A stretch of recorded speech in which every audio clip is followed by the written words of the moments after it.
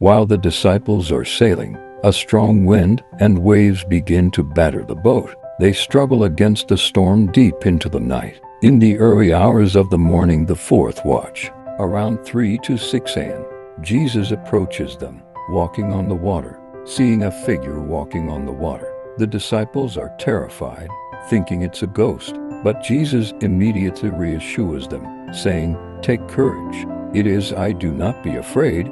Peter, showing boldness, asks Jesus, "Lord, if it is you, command me to come to you on the water." Jesus invites him, and Peter steps out of the boat and walks on water toward Jesus. However, seeing the wind and waves, Peter becomes afraid and begins to sink. He cries out, "Lord, save me."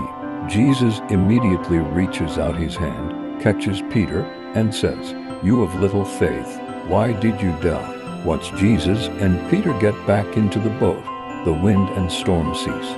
Overwhelmed by what they have witnessed, the disciples worship Jesus, declaring, "Truly, you are the Son of God." Key lessons from the passage include: 1. Trusting Jesus in the midst of life storms. The disciples struggled against the waves, but Jesus was in control.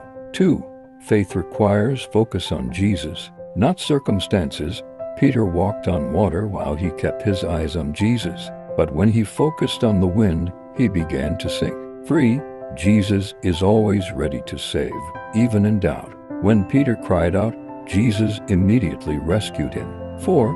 Jesus has power over nature. His ability to walk on water and calm the storm demonstrates his divine authority.